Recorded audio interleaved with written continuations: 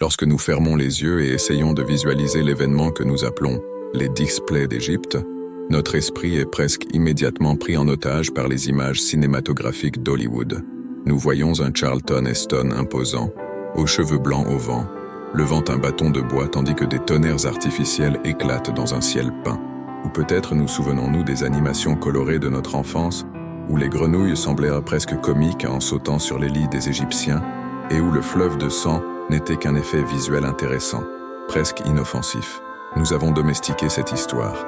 Nous l'avons transformée en un spectacle d'effets spéciaux sûrs pour le divertissement du dimanche matin. Mais la réalité biblique, historique et théologique de ce qui s'est passé sur les rives du Nil vers 1446 avant Jésus-Christ n'a absolument rien de divertissant. Ce n'était pas un spectacle de magie pour impressionner un public.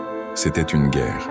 C'était une campagne militaire spirituelle, systématique, chirurgicale et brutale, où le Créateur de l'univers est descendu sur terre non seulement pour libérer un peuple d'esclaves, mais pour assassiner publiquement la réputation, la puissance et l'existence de chaque dieu du panthéon égyptien.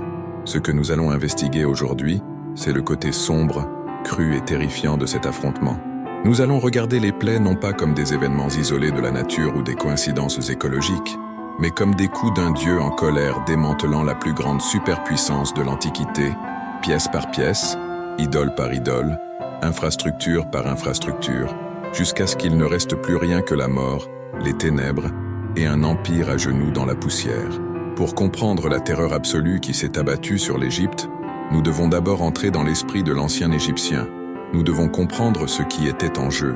L'Égypte n'était pas seulement une nation puissante avec de belles pyramides, c'était une théocratie totalitaire obsédée par l'ordre. Ils appelaient cela Ma'at, le concept sacré d'harmonie cosmique, de vérité, de justice et d'équilibre.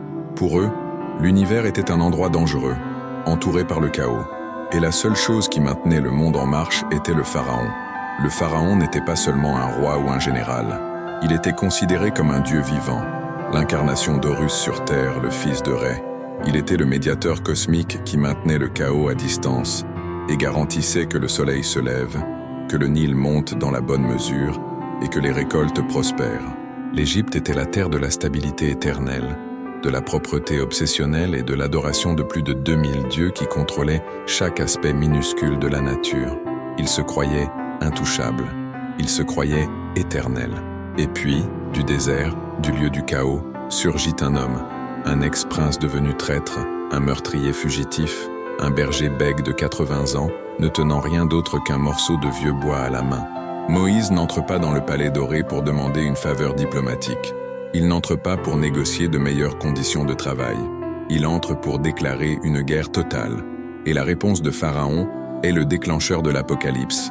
Qui est l'Éternel Yahvé pour que j'obéisse à sa voix et que je laisse aller Israël? Je ne connais point l'Éternel. Cette phrase a scellé le destin d'une civilisation entière. C'était un défi direct. Pharaon disait « Ton Dieu n'a pas de juridiction ici. Je suis le Dieu de cette terre. » Le Dieu d'Israël a accepté le défi. Si Pharaon ne connaissait pas l'Éternel, il allait lui être présenté de la manière la plus traumatisante, douloureuse et inoubliable possible. Dieu allait transformer la Ma'at en chaos absolu. La première plaie n'était pas seulement un tour visuel de transformation de l'eau en substance rouge. C'était un coup direct à la jugulaire de l'économie, de la biologie et de la religion égyptienne. Le Nil n'était pas seulement un fleuve pour eux, c'était le courant sanguin de l'Égypte. Ils adoraient le Nil comme la manifestation du dieu Hapi, l'esprit des eaux qui apportait la vie et la fertilité. Le Nil était la garantie qu'ils ne connaîtraient jamais la famine. Lorsque Aaron frappa le bâton et que les eaux se transformèrent en sang, Dieu était, en pratique, en train de tuer le dieu Hapi devant ses adorateurs. Imaginez l'horreur physique et psychologique de cette scène. La Bible dit qu'il y eut du sang dans tout le pays d'Égypte. Ce n'était pas seulement dans le fleuve principal, c'était dans les canaux d'irrigation, dans les marécages, dans les vases de bois à l'intérieur des maisons, dans les jarres de pierre des temples. L'eau qui était gardée pour boire devint du sang. L'odeur a dû être insupportable, une puanteur de mort qui a couvert le pays entier. Des millions de poissons, qui étaient une source vitale de protéines pour la population, moururent instantanément et commencèrent à flotter, pourrissant sous le soleil brûlant du désert africain. La source de vie devint un vecteur de mort et de maladie. Le peuple égyptien, connu pour son obsession de la propreté et des bains rituels, n'avaient soudain plus d'eau même pour se laver les mains, et encore moins pour boire. Ils durent creuser des puits désespérément dans le sable humide, loin du fleuve, pour essayer de filtrer un peu d'eau potable, car leur dieu fleuve était devenu un cadavre toxique. Ce fut la première leçon brutale. Le Dieu d'Israël a le pouvoir de transformer votre plus grande bénédiction en une malédiction liquide et fétide. Mais le pharaon, le cœur endurci par l'orgueil et au début par l'influence démoniaque de ses propres magiciens qui réussirent à répliquer le signe à plus petite échelle, refusa de céder. Il pensa que c'était juste un tour de magie noire. Alors vint la deuxième vague, les grenouilles. Pour nous, lecteurs modernes, cela semble dégoûtant, peut-être irritant, mais pas terrifiant.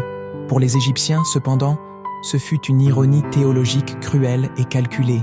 Ils adoraient une déesse appelée Héket, représentée iconographiquement comme une femme à tête de grenouille. Elle était la déesse de la fertilité, de la naissance et de la résurrection. Les grenouilles étaient considérées comme des animaux sacrés. Les tuer pouvait être considéré comme un crime religieux à certaines époques. Elles étaient le symbole de la vie abondante que le Nil apportait. Dieu regarda cette adoration idolâtre et dit en substance: « Vous aimez les grenouilles? Vous adorez la déesse grenouille de la fertilité? Alors je vais vous donner ce que vous voulez. Je vais vous donner tant de fertilité, tant de grenouilles, que vous allez vomir. » Et le fleuve vomit des grenouilles. Ce ne fut pas une augmentation naturelle de la population d'amphibiens. Ce fut une invasion surnaturelle. Elles sortirent de l'eau et couvrirent la terre. Elles entrèrent dans les chambres, violant l'intimité. Elles montèrent sur les lits de lin fin des nobles et du pharaon lui-même. Elles entrèrent dans les fours où l'on cuisait le pain, contaminant la nourriture. Elles entrèrent dans les pétrins. Il n'y avait pas d'endroit sûr. Le son du coassement incessant jour et nuit a dû emmener beaucoup au bord de la folie. La sensation de marcher sur des corps mous et humides à chaque pas était une torture. Et quand la plaie cessa, l'horreur ne s'arrêta pas. Les grenouilles ne retournèrent pas au fleuve. Elles moururent là où elles étaient. Le texte biblique nous donne un détail viscéral et répugnant. On les amoncela par monceaux, et le pays fut infecté. L'Égypte, la terre des parfums et des encens, devint un grand cimetière à ciel ouvert d'amphibiens en décomposition. La déesse Héket était morte, pourrissant aux pieds de ses dévots, et ils durent balayer les corps de leur divinité comme des ordures. Ensuite, Dieu attaque la structure même de la terre et l'orgueil sacerdotal. La poussière de la terre se transforme en poux ou moustique, selon la traduction de l'hébreu kinnim. Ici, l'attaque théologique est double. Premièrement, c'est contre Geb, le dieu de la terre. La terre même de l'Égypte s'est retournée contre eux, mais la cible stratégique militaire était les prêtres. Les prêtres égyptiens étaient obsédés par la pureté rituelle. Hérodote nous raconte qu'ils se rasaient tout le corps, de la tête aux pieds, y compris sourcils et cils, tous les 2 jours. Ils ne portaient que du lin blanc immaculé. Tout cela pour garantir qu'aucun poux, tic ou parasite ne les rende impurs pendant qu'ils servaient de leurs idoles dans les temples sacrés. Avec cette 3e plaie, le système religieux de l'Égypte s'effondra totalement et immédiatement. Le corps couvert de parasites, se grattant à l'agonie, la peau irritée et impure, aucun prêtre ne pouvait entrer dans les temples. Les rituels s'arrêtèrent. Les offrandes quotidiennes cessèrent. Les encens ne furent pas brûlés.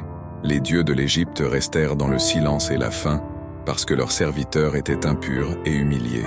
C'est ici que les magiciens de Pharaon, qui jusqu'alors tentèrent de maintenir leur arrogance, jetèrent l'éponge.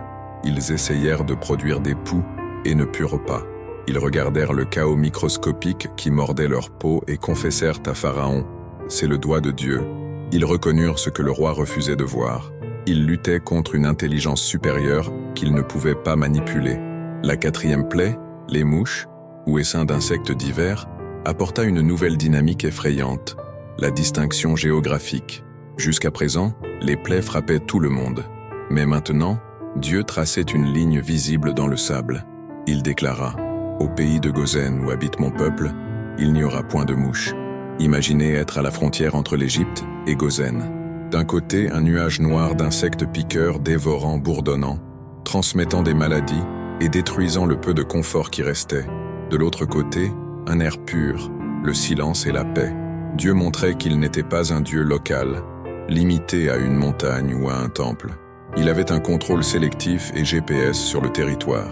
Il pouvait protéger les siens tout en détruisant l'ennemi dans le même voisinage. Cela a dû générer une terreur théologique profonde chez les Égyptiens. Le Dieu des esclaves contrôle notre territoire mieux que nous. Les plaies suivantes furent une escalade calculée de violence contre l'infrastructure, l'économie et la santé publique. La 5e plaie, la peste sur le bétail, détruisit la base économique de l'Égypte et humilia la déesse Hathor, souvent représentée comme une vache, et le taureau sacré Apis. Le culte du taureau Apis était central. Quand ce taureau mourait, l'Égypte entrait en deuil national. Imaginez voir l'animal que vous adorez, que vous considérez divin, tomber mort dans le pâturage, écumant par la bouche, par milliers. Chevaux, ânes, chameaux, bœufs et brebis moururent. Le transport s'arrêta, la viande manqua, le lait cessa, puis les ulcères. La 6e plaie fut un acte de guerre biologique. Dieu ordonna à Moïse de prendre de la cendre d'une fournaise et de la jeter vers le ciel.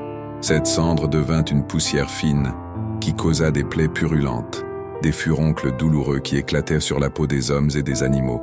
Ce fut une attaque directe contre Imhotep, le dieu de la médecine, et Sekhmet, la déesse lionne, qui était censée prévenir les maladies et les épidémies. Où étaient les guérisseurs? Où étaient les médecins célèbres de l'Égypte? La Bible dit ironiquement que les magiciens ne pouvaient même pas se tenir devant Moïse à cause des ulcères. Eux aussi étaient couverts de plaies, suppurants, incapables de se guérir, et encore moins de guérir le pharaon. La médecine égyptienne, la plus avancée du monde antique, fut réduite à néant face à la bactérie de Dieu. Mais rien, absolument rien, ne prépara l'Égypte à la terreur sonore et visuelle qui viendrait du ciel lors de la 7e plaie, la grêle et le feu. Le texte hébreu décrit quelque chose de bizarre, du feu mêlé à la grêle. C'était quelque chose de surnaturel, une tempête électrique de proportions bibliques qui défiait les lois de la météorologie, glace et feu tombant ensemble. Nut, la déesse du ciel, qui est représentée arquée au-dessus de la terre pour la protéger, était devenue une ennemie. Chou, le dieu de l'air et de l'atmosphère, ne put retenir la colère de Yahvé. Le bruit des tonnerres a dû être assourdissant, quelque chose que l'Égypte, un pays de peu de pluie, n'avait jamais entendu. Les plantations de lin et d'orge, qui étaient prêtes pour la récolte, furent écrasées. Les arbres furent brisés en deux. Quiconque était dans les champs, esclave ou noble, mourut lapidé par la glace ou brûlé par les boules de feu. Ce fut la destruction de l'agriculture, la base de l'alimentation. L'Égypte était conduite à la famine. Et ce qui resta, ce qui survécut miraculeusement à la glace et au feu, les sauterelles l'emportèrent lors de la 8e plaie. Un vent d'Orient apporta un nuage si dense qu'il obscurcit la terre. S'il y avait un espoir de récupération, un bourgeon vert, une feuille sur un arbre, les sauterelles le dévorèrent. Il ne resta rien de vert dans toute l'Égypte. L'Égypte, le grenier du monde antique, le pays qui nourrissait les nations voisines, affrontait maintenant la famine totale. Les dieux de la récolte et de la protection, comme Sérapis et Sénéem, s'avérèrent être des épouvantails inutiles face à l'armée d'insectes de Dieu. Mais ce fut la 9e plaie qui toucha le nerf central, l'épine dorsale de la théologie et de la psyché égyptienne. Les ténèbres. Pendant 3 jours, une obscurité qu'on pouvait toucher couvrit la terre. Ce ne fut pas une éclipse solaire ordinaire qui dure des minutes. Ce fut une suspension surnaturelle de la physique de la lumière. Pour les Égyptiens, Ré, le dieu soleil, était la divinité suprême, le créateur de tout. Le pharaon était considéré comme le fils littéral de Ré. Le lever du soleil chaque matin était la preuve théologique que l'ordre cosmique était maintenu, que Ré avait voyagé dans le monde souterrain sur sa barque pendant la nuit, vaincu le serpent du chaos, Apophis, et renaissait victorieux. Le soleil était la preuve que l'Égypte vaincrait. Quand le soleil ne se leva pas le premier jour, il y eut confusion. Les prêtres coururent au temple pour faire des sacrifices d'urgence. Quand il ne se leva pas le 2e jour, il y eut une panique généralisée. Le 3e jour, il y eut une terreur absolue et catatonique. La conclusion logique pour un Égyptien était « Ré est mort. Le serpent du chaos a vaincu. L'univers est fini.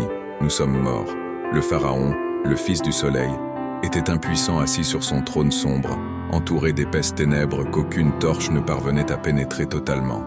Il ne pouvait pas faire lever le soleil. Il fut exposé comme une fraude cosmique. Pendant ce temps, à quelques kilomètres de là, à Gozen, les esclaves avaient de la lumière dans leurs habitations. Le message était clair et humiliant. Le Dieu d'Israël contrôle la lumière et les ténèbres. Il a éteint le Dieu principal de l'Égypte comme on souffle une bougie avant de dormir. Il est le propriétaire de l'interrupteur de l'univers. Jusqu'ici, l'Égypte avait été déconstruite. Ils perdirent leur eau, leur nourriture, leur santé, leur économie, leur transport, leur confort et leur religion. Mais le cœur humain sans la grâce est un abîme de rébellion suicidaire. Pharaon, même dans le noir, même vaincu, menaça Moïse de mort. « Sors de chez moi. Le jour où tu verras mon visage, tu mourras. » Et alors, Dieu annonça l'acte final, la 10e plaie, celle qui changerait l'histoire pour toujours, celle qui laisserait une cicatrice dans l'âme de l'Égypte qui ne guérirait jamais. Ce ne serait plus la nature luttant contre l'Égypte. Ce ne serait pas des grenouilles, ni de la glace, ni des insectes. Cette fois, ce serait personnel. Dieu dit, à minuit, je passerai au milieu de l'Égypte. La 10e plaie, la mort des premiers-nés, est le moment le plus sombre, silencieux, et en même temps, le plus révélateur de l'Exode. À minuit, Yahvé envoya ce que la Bible appelle le destructeur.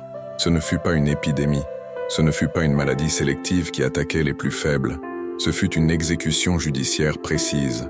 La règle était claire, le premier-né, l'héritier, l'avenir de chaque famille, depuis le premier-né du pharaon, qui s'asseyait sur le trône et était considéré comme un dieu en formation, jusqu'au premier-né de la servante qui était derrière la meule, et jusqu'au premier-né des animaux dans les étables.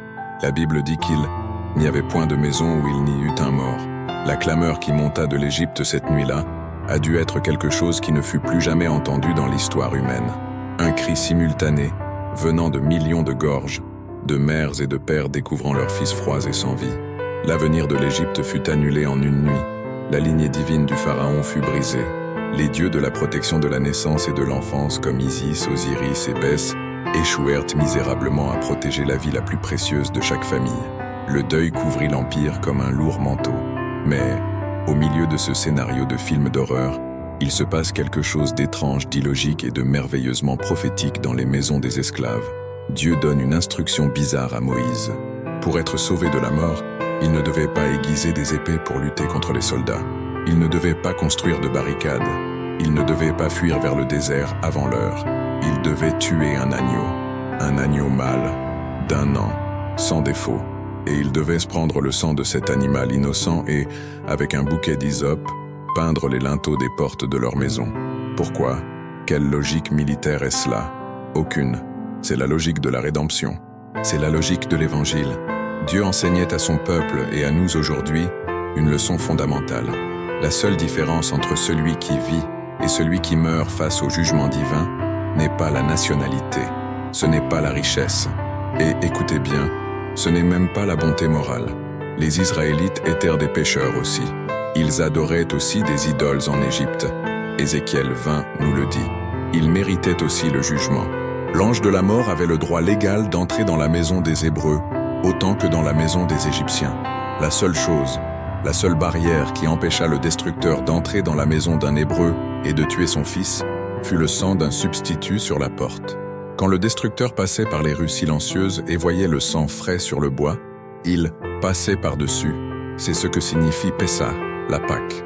Le sang criait un message juridique à l'ange. N'entre pas ici. La mort a déjà eu lieu dans cette maison. Un innocent est mort pour que le coupable puisse vivre. La dette est payée. Cette nuit de terreur en Égypte fut, en vérité, la plus grande prophétie visuelle de toute la Bible jusqu'à la croix.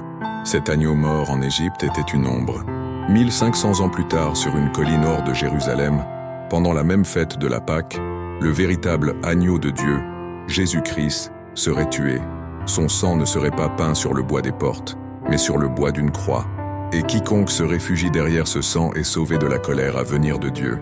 Les plaies de l'Égypte ne furent pas seulement une démonstration de force brute ou de cruauté. Elles furent une déconstruction systématique de tout ce en quoi l'homme a confiance à la place de Dieu. L'Égypte avait confiance dans le Nil, économie, et il devint du sang. Elle avait confiance dans la médecine, et elle devint des ulcères. Elle avait confiance dans la nature, et elle devint glace et sauterelle. Elle avait confiance dans le soleil, et il devint ténèbres. Elle avait confiance dans le pharaon et l'avenir dynastique, et il ne put sauver son propre fils. Dieu leur retira tout pour montrer que lui seul est le Seigneur. Lui seul soutient l'univers. Souvent nous regardons cette histoire et pensons « pauvres Égyptiens, Dieu a eu la main lourde. Mais nous oublions que Dieu a donné 9 avertissements, 9 opportunités de repentance, 9 moments où l'orgueil aurait pu être ravalé, le genou aurait pu fléchir et la vie préservée. Mais le cœur endurci est la chose la plus dangereuse et suicidaire de l'univers. Pharaon a choisi de lutter contre Dieu jusqu'à ce qu'il ne reste rien d'autre que des débris, des cadavres et un pays en ruine. Et voici l'application troublante et nécessaire pour nous aujourd'hui. Nous n'adorons pas des grenouilles, nous n'adorons pas le Nil, mais nous avons nos dieux. Nous avons notre économie, notre science, notre confort, notre réputation, notre politique. Nous avons confiance en notre stabilité. Et parfois, Dieu, dans sa miséricorde sévère, a besoin de toucher à ces choses. Il a besoin d'ébranler nos structures, d'obscurcir nos soleils artificiels, d'envoyer des plaies que notre médecine ne comprend pas et d'assécher nos fleuves de sécurité financière pour qu'au milieu du chaos, nous levions enfin les yeux et reconnaissions qui est véritablement aux commandes. L'histoire des 10 plaies est un sombre rappel que Dieu ne partage sa gloire avec personne. C'est une histoire de guerre, oui, mais c'est aussi une histoire de sauvetage passionné. Dieu était prêt à démonter la plus grande civilisation de la terre, pièce par pièce, engrenage par engrenage, pour libérer ses enfants de l'esclavage. Il bouge cieux et terre pour sauver son peuple. La question qui reste pour nous en fermant cette page tachée de sang et de suie de l'histoire est simple et urgente. Qu'est-ce que l'Égypte dans votre vie qui a besoin d'être confronté? Quel est le pharaon dans votre cœur, que ce soit un vice, un orgueil, une relation ou une idolâtrie, qui refuse de vous laisser servir Dieu totalement? Car une chose est sûre, Dieu libérera ce qui est à lui.